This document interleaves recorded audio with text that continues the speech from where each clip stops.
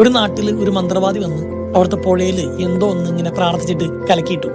എന്നിട്ട് പറഞ്ഞു, ഈ പുഴയിൽ നിന്ന് വെള്ളം കുടിക്കുന്ന എല്ലാവർക്കും വൈകാതെ ഭ്രാന്ത് പിടിക്കും. ഒരാളിത് മറഞ്ഞു എന്ന് കേട്ടായിരുന്നു. അയാൾ നാട്ടുകാരോടൊക്കെ വീടുകളൊക്കെ കയറി പറഞ്ഞു, ഈ പുഴയിൽ നിന്ന് വെള്ളം കുടിക്കരുത്, ഒരു മന്ത്രവാദി എന്തോ കലക്കിയിട്ടിട്ടുണ്ട്, ഭ്രാന്ത് പിടിക്കാൻ സാധ്യതയുണ്ട്, നമുക്കൊരു വഴി കണ്ടെത്തണം എന്നൊക്കെ പറയുന്നു. പക്ഷെ ഒരാൾ പോലും ഇയാളെ ഗവനിക്കുന്നില്ല. വൈകാതെ പുഴയിൽ നിന്ന് ഓരോരുത്തരായിട്ട് വെള്ളം കുടിക്കുന്നു, എല്ലാവർക്കും ഭ്രാന്താവുന്നു. ഇയാൾ ഓടി നടന്ന് പറയുന്നുണ്ട്, ആരും കേൾക്കുന്നില്ല. വിത്തിൻ 1 വീക്ക് ആ നാട്ടുകാർക്ക് മുഴുവൻ ഭ്രാന്തായി. ഈ നാട്ടുകാർ നോക്കുമ്പോൾ ഒരാൾ മാത്രമേ ഒരു ഭ്രാന്തരെപ്പോലെ പെരുമാറുന്നു. ഇത് ഈ നോർമലായ മനുഷ്യനെ കണ്ടിട്ട് ഈ ഭ്രാന്തന്മാർക്ക് മനസ്സിലാവുന്നില്ല. ഭ്രാന്തന്മാരൊക്കെ കൂടി പറഞ്ഞു, അയാൾക്ക് ഭ്രാന്ത്.